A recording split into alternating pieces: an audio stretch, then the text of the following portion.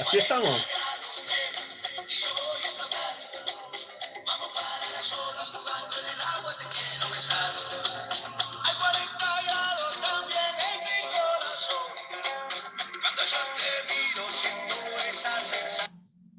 ¿Qué le parece, compañero? Buenos días o buenas tardes. Hola Partiendo Omar, muy buenas tardes. Aquí hace pues calor de loco. la semana política, ¿no? Así, con el Así es. calor de loco. Calor de loco, en todos los sentidos. En todos los sentidos, por La supuesto. cosa está acalorada en todos los sentidos. Está acalorada en todos los sentidos. A mí me parece que hay situaciones que están bien complejas de analizar, pero yo quisiera iniciar con eh, con una especie de provocación, ¿no? ¿En qué sentido? Yo creo que aquí nosotros hemos ido instalando una serie de miradas a lo largo de todo este tiempo. Yo creo que hay un concepto de olas que se está usando mucho para explicar el sentido cíclico de los análisis, ¿no? El sentido de explicar también desde la dimensión del estallido, un concepto, por cierto, del viejito de Trevery, ¿cierto? Y que a algunos se le olvida nombrarlo. En ese sentido, yo creo que hay miradas que todavía nosotros no hemos podido desentrañar y que tienen que ver con estas miradas más largas y con estas miradas que son de una bajada más amplia.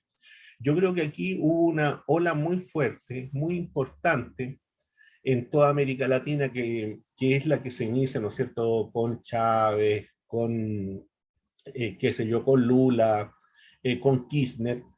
Frente a esa ola hubo una reacción conservadora. Hoy día pareciera ser que estamos en el despertar de otra ola, de una ola, ¿no es cierto?, que trae consigo también liderazgos distintos. Arce es distinto, ¿no es cierto?, al presidente anterior. Evidentemente el Lula que probablemente llegue, seguramente va a ser distinto también, aunque tiene una fuerza y tiene una convocatoria y tiene un sentido simbólico muy importante. En el caso de Chile estamos en disputa y estamos viendo qué es lo que va a pasar aquí el domingo 19, donde Boric sin duda es un liderazgo también de otro corte en relación a los liderazgos tradicionales del mundo de la izquierda.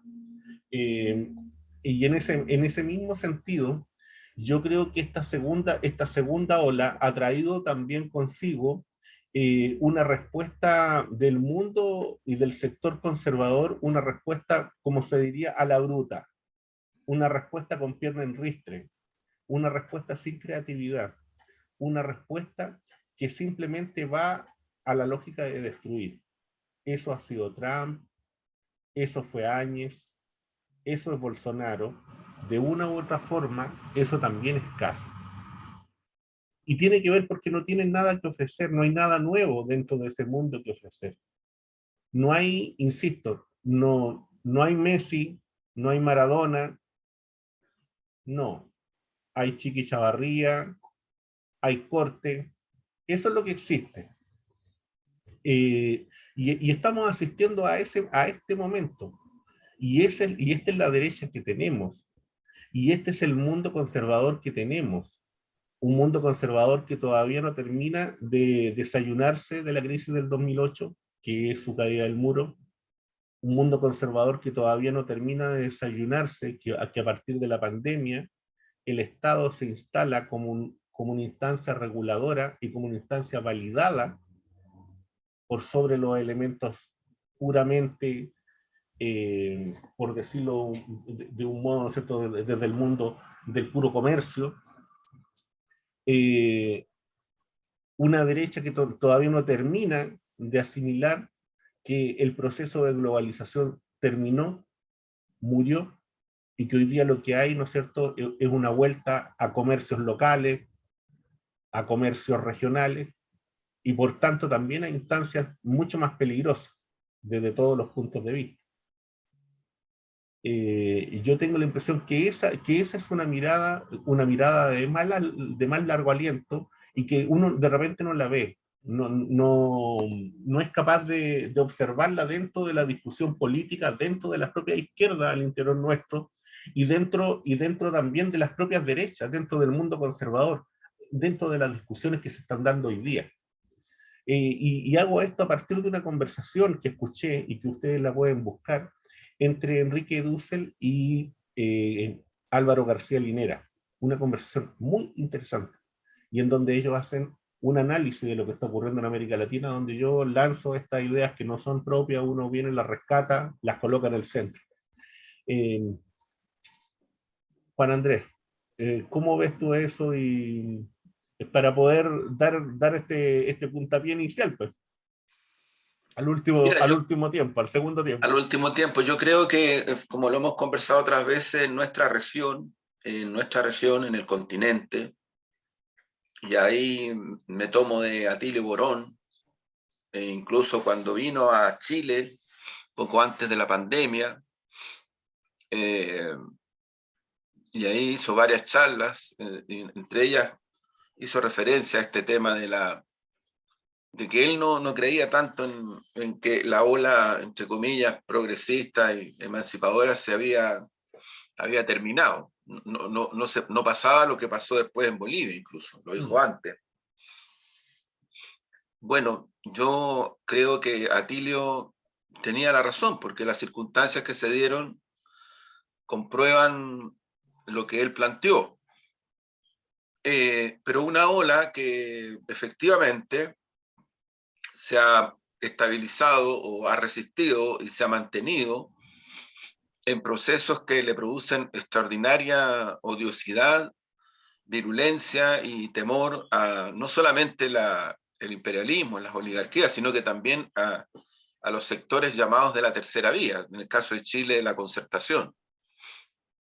En concreto me refiero a los proyectos emancipadores en Venezuela, en Bolivia, de alguna manera también en Argentina. Esta élite criolla le tiene mucho desprecio al peronismo, Omar. Lo mira muy así como para abajo, como si fuera una cosa de manadas populáricas, así como, en fin. Es bien especial esta oligarquía que tenemos acá, y también sectores concertacionistas que tienen más o menos esa misma visión de las cosas. Tercera vía, ojo, tercera vía que en nuestro continente fracasó, pero de una manera abrupta, tremenda, y que en el caso de Chile se expresó en el gobierno de Lagos, que terminó sepultando a Lagos, porque Lagos podrá ser sostenido a nivel mediático, pero en sus intentos de tratar de reponerse como candidatura presidencial le ha ido muy mal, no mal en sí mismo, sino que porque no ha tenido el respaldo social ni ciudadano para alcanzar alguna dimensión. Pero bueno, en estos países que menciono, en Cuba, por cierto, Nicaragua, se me escapan algunas otras naciones, ahora Perú, acaba de haber una reunión en La Habana de El ALBA, donde están varios países centroamericanos que aquí en Chile la manada hegemónica y mediática y pro-concertacionista y pro-imperial desconoce, como que no existiera, porque esa es la verdad. Y ese es un proyecto de integración muy particular que se abre camino. Se ha sumado a esta tendencia México, ni más ni menos. Entonces uno dice, bueno, efectivamente en nuestra región, cuyo principal socio comercial es por lejos para todas estas naciones que he mencionado, China, ¿no? Ese es un dato objetivo. Además, evidentemente que el curso de los acontecimientos va en una dirección explícita, ¿no? Eso es lo que está cursando, y a pesar de la resistencia, a pesar de los golpes de Estado, como en Bolivia, el gobierno de Bolsonaro es un gobierno que yo creo que se nutre de muchos fracasos sociales del proyecto emancipador, pero a poco andar termina en lo que está terminando, ¿no? Que es un fracaso absoluto, rotundo. Y si no hay en Brasil cuestiones como las que suelen ocurrir desde del mundo militar y del mundo oligárquico brasileño, Lula debería ser el futuro presidente del Brasil. Se va a sumar probablemente Colombia. Entonces, lo más seguro es que en los próximos meses, tengamos un escenario donde, o próximos años, donde todos los procesos de emancipación van a tener mucho mayor incidencia en los espacios multilaterales y bilaterales de la región. Esto es, yo creo que el signo de este tiempo. Y frente a eso es la reacción brutal de Estados Unidos, de la Unión Europea, de los gobiernos capitalistas y neoliberales de la Unión Europea, y también de las oligarquías locales, ¿no? Yo creo que lo que estamos viviendo en Chile, mira, acaba de decir el ex ministro de Hacienda, de Ricardo Lagos Escobar, si no me equivoco, o de Eduardo Frei Ruiz-Tagle, al parecer, no sé, uno de los dos, un destacado histórico militante de la democracia cristiana, Eduardo Ninat, que él vota por Kast. Sí. Sí. Y de Gregorio, expresidente del Banco Central, también hijo de un destacadísimo militante demócrata cristiano, y él también dice que va a anular, a pesar de las presiones que ha recibido. Exactamente, lo escuché hoy Yo en no la tengo mañana. claro que va a anular, yo más bien creo que va a votar por Kast. Y en Concepción se ha dado también una situación parecida. Hay gente histórica de la democracia cristiana, Sabaj y otros, que han explicitado su apoyo a Kast. Entonces, claro, no nos debería extrañar si en la dialéctica de la historia nosotros contextualizamos lo que está pasando en Chile, pero como hay gente tan posmoderna, tan instantaneísta, tan negadora de la historia, porque creen que todo lo que hacen y dicen en el presente referencial es el constructo histórico vigente y todo lo demás vale callampa, entonces, claro, es difícil que desde esa perspectiva se pueda visualizar las profundidades de lo que estamos viviendo. Yo lo que creo, Omar, es que en nuestro país lo que está ocurriendo, incluida la elección del domingo, es un hecho crucial. Crucial, porque si gana Kast, yo creo que lo que se viene es algo muy pesado para los derechos humanos, para los derechos de los pueblos, particularmente el pueblo mapuche, para las disidencias y las mujeres, para el mundo del trabajo, en fin, se viene pesado.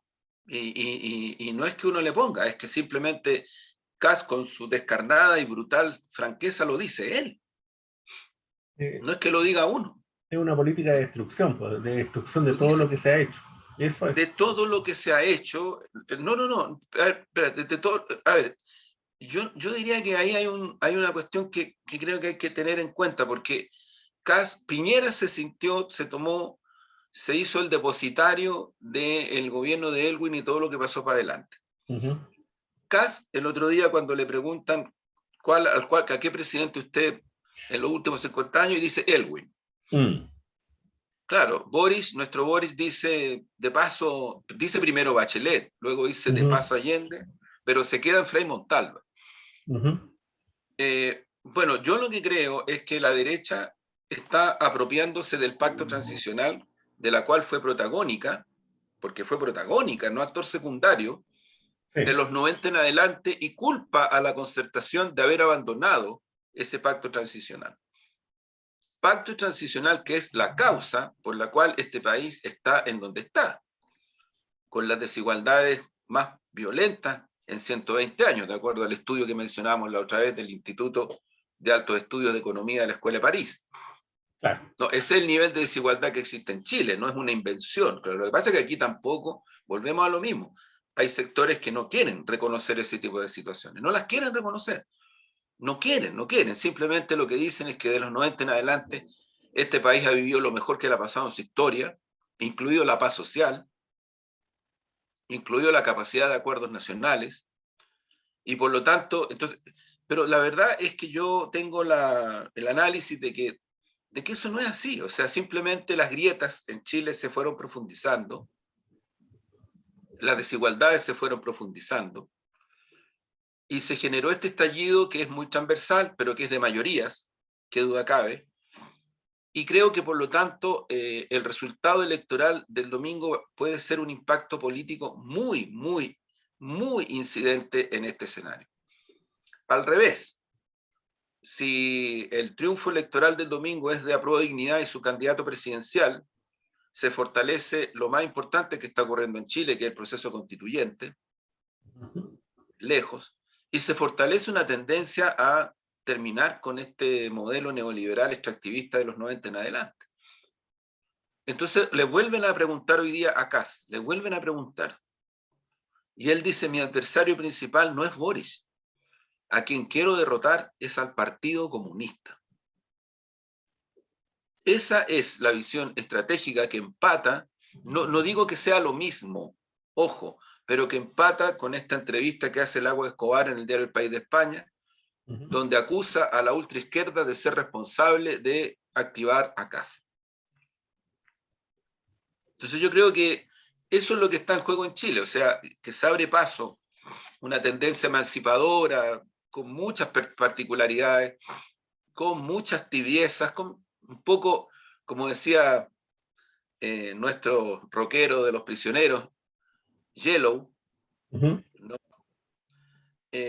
Ya, yo te digo, le acepto todo aquello, pero que tiene la impronta de ser un gobierno el más transformador, lejos de todos los que han habido desde los 90 en adelante, lejos, pero lejos, lejos, o sea, este no va a tener comparación con la nueva mayoría. Claro, siempre está la posibilidad de una traición, digo traición en el término del concepto político, o sea, se abandona el programa, en fin, siempre está esa posibilidad. Pero si uno lo mira desde el punto de vista del programa, en los terrenos que tienen que ver con pensiones, con Noma AFP, con salario mínimo, con diálogo con las comunidades, mapuche en particular, las disidencias, los géneros, el mundo laboral, evidentemente este es el gobierno más transformador. Lejos, pero lejos, lejos. Entonces, claro, eso es lo que se está jugando. Y yo creo que va a ser bien definitivo, se quiera o no se quiera, va a ser bien definitivo, porque uno puede decir, ganamos, y el presidente de Chile es Gabriel Boric, y el pueblo se pronunció, con una correlación parlamentaria que ya no la vas a cambiar, porque existe como es. Pero también podría ser, y ojalá eso no ocurra, que Kast diga: soy presidente de Chile electo por el pueblo de Chile. Y ahí yo creo que va a haber un reordenamiento de fuerzas donde no tengo duda los sectores proclives desde la concertación al pacto transicional van a casi exigir, lo están haciendo ahora de alguna manera, pero casi van a exigir que eso se reponga. Y vamos a ver qué pasa con Apruebo Dignidad, con Chile Digno, con las fuerzas de izquierda de este país, que no son pocas, porque tampoco son pocas. O sea, de hecho, el Partido Comunista, que es el partido más vilipendiado en estos días, no solamente por la derecha, a mí un amigo que no tiene nada que ver con el Partido Comunista, me dijo el otro día: ¿sabes qué? Me dijo: creo que le están dando demasiado duro al glorioso. Se refería al presidente. Demasiado duro. No le veo mucho por qué, dijo, pero es mucho. Y claro, es la circunstancia que nos ha tocado vivir. Pero creo, Omar, que más o menos ese es el escenario que estamos viviendo, creo yo, a pocos días, horas, de una elección que creo que es la más trascendente desde la que ocurrió en el plebiscito y luego cuando fue electo Patricio Aylwin. Con la diferencia de que ahora tú tienes colgajos no menores del mundo demócrata cristiano y del mundo neoliberal concertacionista que ni más ni menos que se están inclinando por Kast. Cuestión que no ocurrió en ese tiempo. No ocurrió. De hecho, todo el sector encabezado por Adolfo Saldívar, que después, como hemos comentado acá, Jaime Rabinet, que terminaron siendo ministros, embajadores del gobierno de Piñera, en ese tiempo ellos bregaron fueron derrotados políticamente, digo, bregaron dentro de la cristiana por ellos hablaban de una concertación distinta, o sea, hablaban de una alianza con Renovación Nacional. Y esa propuesta política fue derrotada por la que empujó la alianza con el Partido Socialista, pero en ese momento inicialmente el PPD no existía. Y ganó esa postura. Y también, claro, el Partido Socialista, como hemos dicho otras veces, gira en un giro procapitalista de frentón, no táctico, con la caída de los socialismos reales, que nunca había hecho desde su fundación en el tiempo de la República Socialista, Marmaduke, Grove y compañía, generales de ejército, dirigentes intelectuales, masones, en fin, dirigentes obreros también. Nunca había hecho eso el Partido Socialista, y dado el cambio de las correlaciones a nivel planetario, la caída de los socialismos reales, en fin, dado muchas cosas, pero también dado la línea política del propio Partido Socialista, se inclina por una alianza estratégica con la democracia cristiana. Y eso es lo que da la base desde este sector al pacto transicional con Pinochet y con la derecha. Porque si no, no hay pacto transicional, porque el pacto transicional fueron dos fuerzas, no fue una. Ni tampoco fue impositivo, fue un diálogo político que incluso se inicia en el periodo dictatorial, cuando Onofre Jarpa es ministro del Interior. Ahí parte el proceso y se afinca mucho más con la intervención directa de Estados Unidos, que se inclina por un acuerdo estabilizador, ¿no? Tipo Acuerdo Nacional por la Paz ahora, tipo, digo, no es que sea lo mismo, si nunca se repiten las cosas igual, pero tipo, eso, exclusión del mundo obrero y mundo popular y de la izquierda chilena, las excluye. ¿Te acuerdas tú que el artículo transitorio, octavo transitorio, todavía era vigente finales de los 80? Sí, sí, sí. Comienzo de los 90, todavía era vigente, o sea, eso fue así.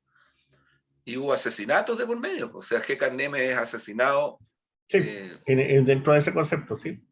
Ese Sí. concepto, en ese periodo. Claro, en ese ciclo. Juan Andrés, y dentro de eso, porque mira, dentro de lo que tú estás planteando, a mí inmediatamente me surge esto de que al alero, ¿no será que estas decisiones también tengan que ver con lo que está ocurriendo a nivel de la correlación de fuerzas a nivel internacional? De cómo se está dando esto a nivel internacional. Estoy pensando en el proyecto norteamericano para América Latina, en cómo ellos están visualizando, ¿no es cierto?, este conflicto que tienen con China particularmente, que es un conflicto, ¿no es cierto?, de negocio, más que desde el punto de vista militar, pero sí desde el punto de vista económico.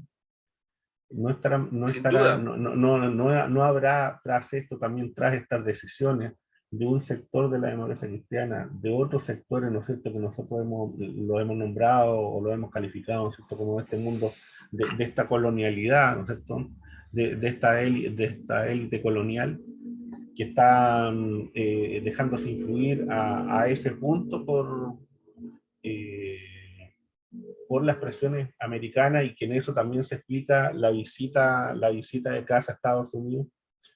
Y incluso también porque uno puede, bueno, ya se han hecho algunos análisis, ¿cierto?, también sobre cómo la campaña de Trump tiene mucho, ¿no es cierto?, de la campaña de Kass, muchos elementos que son casi idénticos, calcados, diría yo, cuando uno lo observa.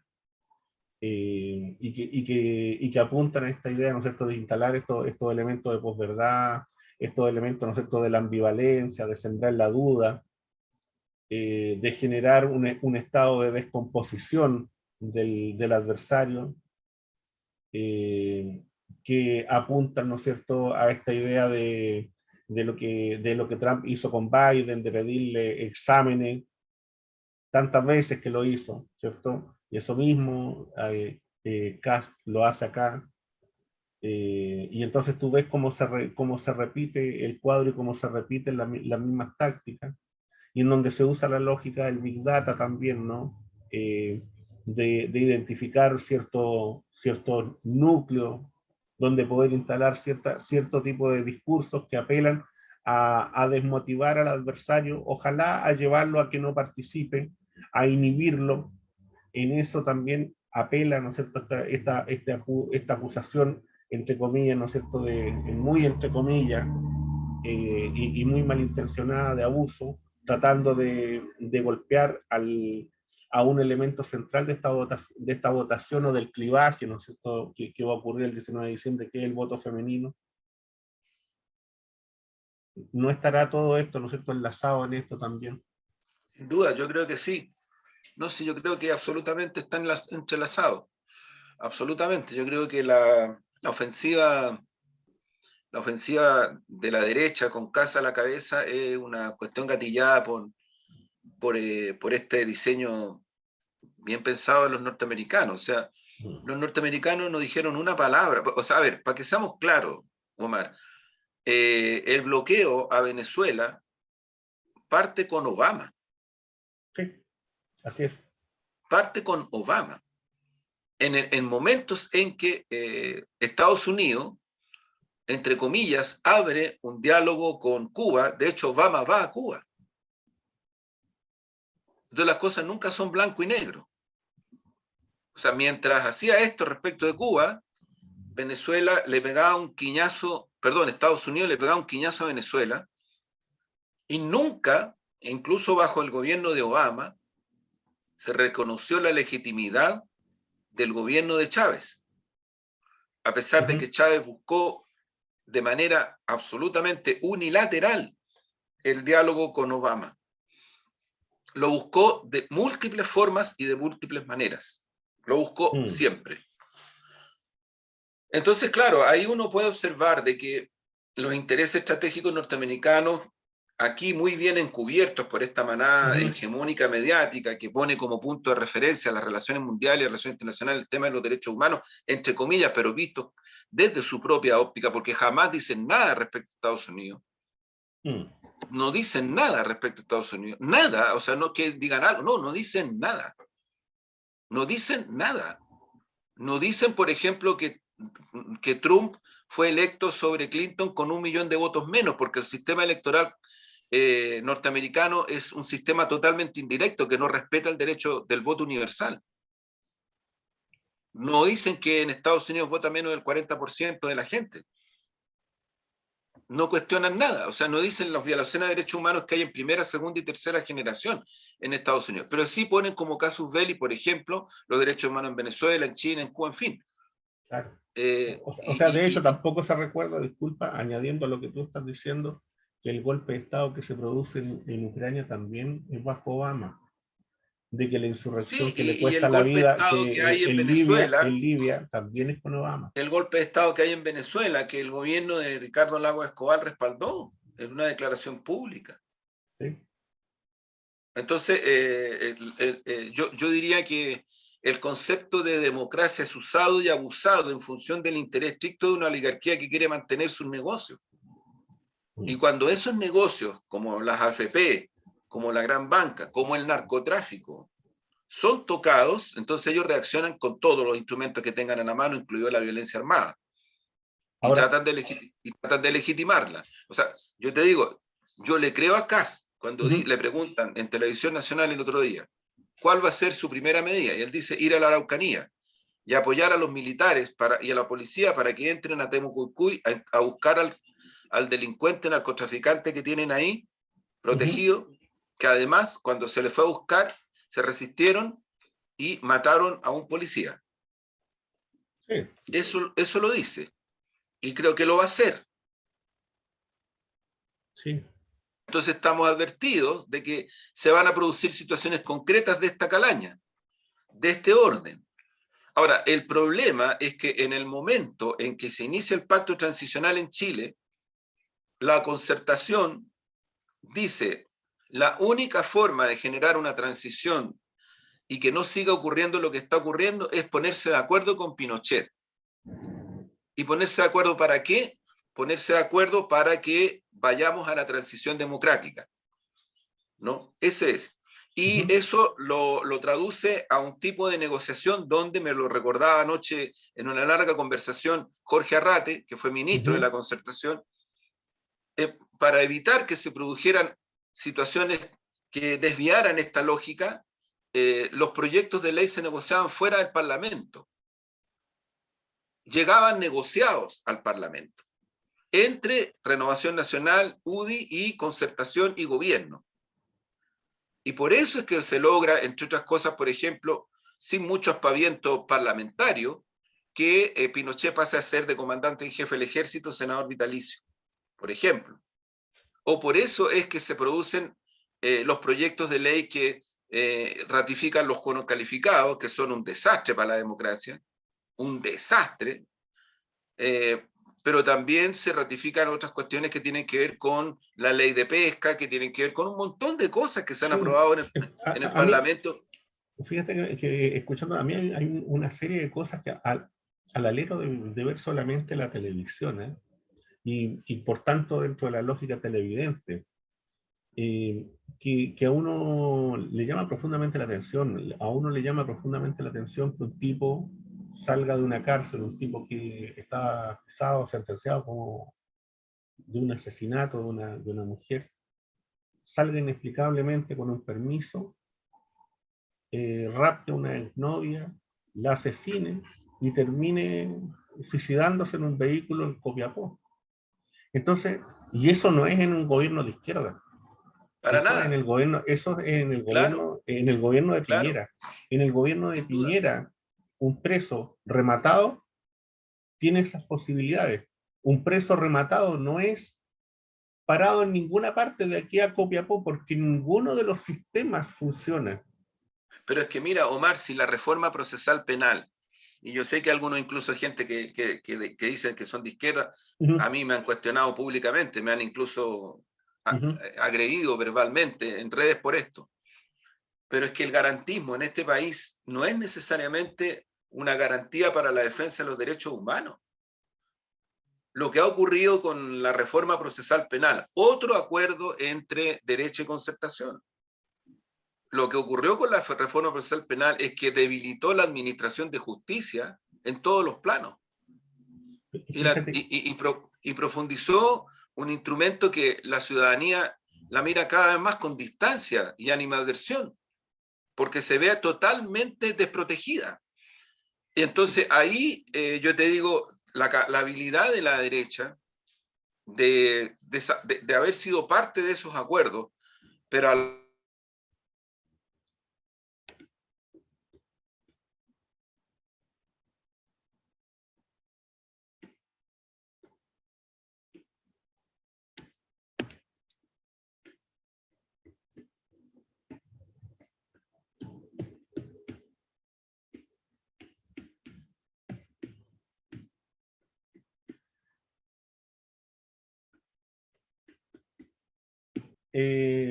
bueno, un pequeño problema, ¿no es cierto?, de quedarnos pegados, como, pero como sí, suele ocurrir en las como redes. suele ocurrir en las redes.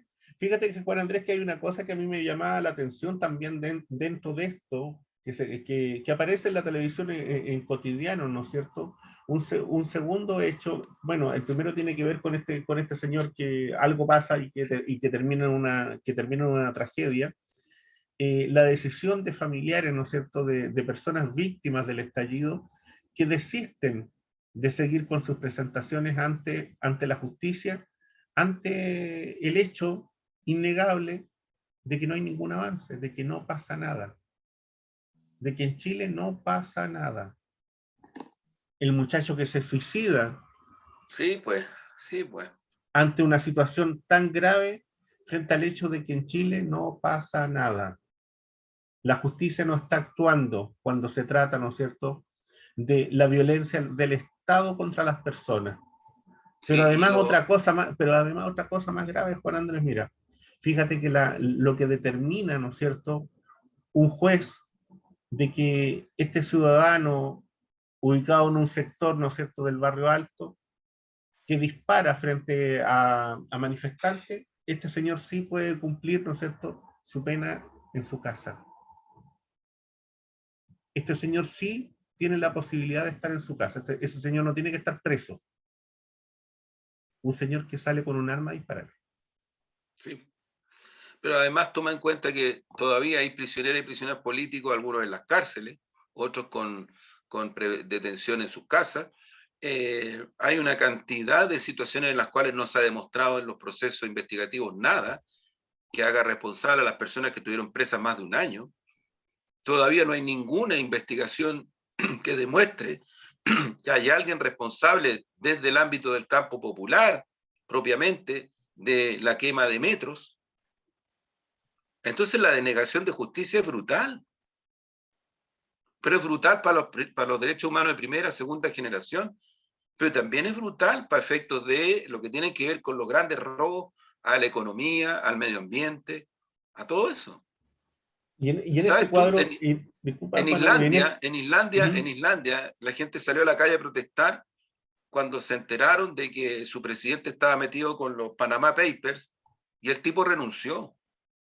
Por Y supuesto. aquí uno escucha a Mochati escandalizado, dueño de su propia radio, habla desde su radio, escandalizado porque dice que en 2 ocasiones la gente de izquierda, porque reduce a eso, no reduce a mayorías nacionales, estuvieron a punto de sacar a Piñera, porque le pedía la renuncia.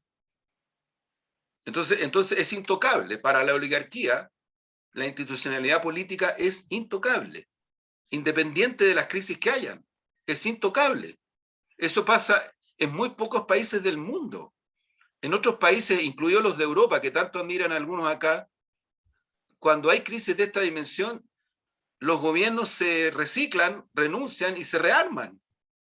Llaman a No elecciones, esperan, por claro, supuesto. o adelantan elecciones. Claro. Incluso Israel ha hecho eso. Entonces, no, pero aquí no, aquí es intocable. Aquí poco menos que un atentado a la democracia, que hasta en el Sporting Club, en el año en que se produjo el estallido, como ocurrió también en el Festival de Viña del Mar, donde se conectan millones de Ujú. personas, más allá de las que están mirando, en el Sporting Club 120.000 personas gritaban, Piñera tal por cual, no sé cuánto, fuera. O sea, no era lo que dice Mochati, porque Mochati simplemente miente en forma descarada. No era la izquierda, porque al Sporting Club puede que haya algunos izquierdistas, de hecho van, pero que ahí, en el Sporting Club de Viña del Mar, para el derby, 120.000 personas, ¿te estuviera gritando eso? Entonces Sí, yo puse ese ejemplo, puse el de Viña del Mar, porque como les gusta tanto marcar a una especie de enemigo al cual hay que destruir, que son los comunistas, los izquierdistas, en fin, entonces cuando uno abre el abanico, entonces uno ve cómo hacen el reduccionismo. Mira, yo he insistido en estos días sobre un punto que me parece referencial. La gente que votó por Parisi, una parte importante de esa gente también salió a las calles al estallido. sí, sin duda. Porque tú no inventas millones en las calles, no los inventas, tienen que salen, son de alguna parte. Y especialmente en Antofagasta, y en Atacama, y en Iquique. Ahora, ¿por qué votaron por Parisi? Es otro tema, pero que estuvieron en el estallido, estuvieron. Que se Mm. sienten disconformes, que se sienten abusados, que se sienten violentados por esta élite. Claro que se sienten así, claro que se sienten. Entonces, uno dice, bueno, en las elecciones la ciudadanía te vota por las alternativas que ve. El sujeto popular en toda su diversidad y heterogeneidad en las elecciones. Pero eso no quiere necesariamente decir de que todo ese mundo sea un mundo izquierdista. Ojalá lo fuera. Y ahí hay un gran desafío para la izquierda. Sí. Yo creo que Yo en creo que eso... una de las cosas que se ha generado, Omar, con eso Ujú. termino, en estos días, lo reconoce el equipo de comando de Gabriel Boric, lo Ujú. reconocen, y lo reconocen en el sentido de decir que es algo muy positivo. La reacción que se produce en segunda vuelta de este campo popular diverso no fue necesariamente promovida o motorizada por el comando. Es una reacción de no querer a Kast, no querer a la derecha en el poder, no más, porque este pueblo lo ha pasado demasiado mal, no solo por la pandemia, sino que por el maltrato, los abusos, y la ha pasado demasiado mal cuando mientras para otros este pacto transicional era lo mejor que le había pasado a Chile, porque estábamos en paz, porque estaba todo súper fantástico. Eso es para la élite, pero para la mayoría nacional no, no. Y eso es lo que yo siento que en entrevistas como la que hace el expresidente Lago o Tironi el otro día en la red, o personas de ese sector, de alguna manera producen una manipulación, porque decir que la ultraizquierda en este país es la que ha generado o gatillado la reacción atávica de casi de esa derecha, por favor, en el fondo es querer deslegitimar a un sector para decir, mire, si tenemos que finalmente volver a la normalidad, mire, volvamos a la madurez, pacto transicional de nuevo.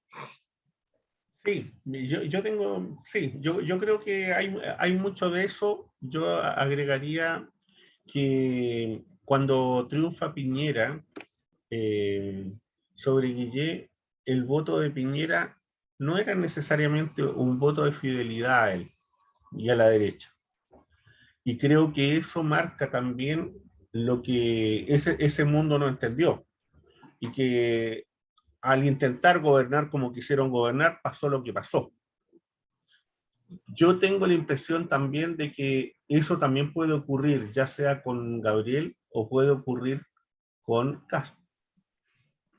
Que cualquiera de los dos que gane tiende a creer que el voto que obtengan, que sea ganador, sea un voto de fidelidad a ellos. Muy de acuerdo, sí, Y sin duda. eso hace, ¿no es cierto?, de que a mi juicio, en mi perspectiva, nosotros estemos sentados en diciembre de 1982, con todas las diferencias históricas, sociales. Por cierto, claro. Estoy hablando sencillamente del proceso de estar en un polvorín. Y que, por tanto, el mayo del año 2022 va a ser de una u otra manera parecido al mayo de 1983, en uno u otro sentido, en uno u otro sentido. Y esa crisis se va a manifestar de diversas maneras. Yo creo que estamos en eso. Y creo que esa instancia de descomposición va a seguir además. O sea, yo comparto ese análisis de que el alero de la descomposición del modelo está galopando, continúa. Sí, sí, Eso, pues inevitablemente, inevitablemente ese ciclo está en marcha y claro. es muy difícil detenerlo y Cast o quienes crean que lo van a poder detener, o sea, esta ola se los va a llevar a todos. Sí, es cierto, Sí, sí, es cierto. y si Gabriel y quienes están y quienes van a estar en el gobierno no entienden eso, también van a pasar por arriba de ellos. En la ola también va a pasar por arriba de ellos. Y por quienes no sean capaces de entender el momento histórico en el que estamos. Es Muy para bien. ir cerrando. Y una última. Bueno, ¿cuál es la apuesta? tiremos juguemos las cartas. No, yo, no más que una apuesta, yo creo que primero en un escenario muy reñido, yo creo que la victoria de Apruebo Dignidad y de Gabriel Boric se la va a dar el campo popular diverso, que insisto, están los que no votaron y que están en el apruebo, en votantes de Parisi, en votantes incluso de Sichel, de Proboste, no en el votante orgánico de la concertación, en el votante, yo diría más o menos del perfil de Víctor Chanfró, que tuvo Sí. una tremenda madurez, más que muchos otros. Ese yo creo que le va a dar el triunfo a Gabriel. Le va a dar el triunfo en el sentido de lo que se necesita para ganar. Me refiero estrictamente en votación. Claro. Y por lo tanto eso va a haber que tomarlo muy en consideración a la hora de evaluar el resultado. Porque no creo, eso sí, no creo que el triunfo de Apruebo Dignidad y Gabriel esté dado por esto de haberse puesto maduro, centrista y cosas. Yo creo que eso electoralmente no tiene nada que ver con la realidad. Eso sí que no tiene nada que ver con la realidad. Eso más bien tiene que ver con el deseo de los que están por el pacto transicional, pero no tiene nada que ver con la realidad. Yo creo que eso también tiene que ver con un deseo de élite y tiene que ver con un deseo en donde también se produce un grado de indiferenciarse, de no establecer ningún territorio propio, y eso también tiende a confundir al electorado y tiende a confundir a la gente, porque Así es. en el fondo justifica el discurso también de otros sectores de la élite de decir, no, yo en esta pasada nulo, porque da lo mismo. Claro, claro. Como si diera lo mismo que uno solo de los criminales de lesa humanidad pudieran salir de la cárcel bajo un gobierno de Castro. Así es, Uno así solo que es, salga. Es una así deshonra es. para el pueblo chileno. Entonces, Claro. eso. Bueno, Ya pues, nos veremos nos después estamos del viendo domingo. después del domingo. Ahí estaremos conversando y vemos quién Ahí les pasa. estaremos. Muy bien. Chao, chao. Ya, Omar, que esté muy bien. Chao, Chao, chao. chao. Chao.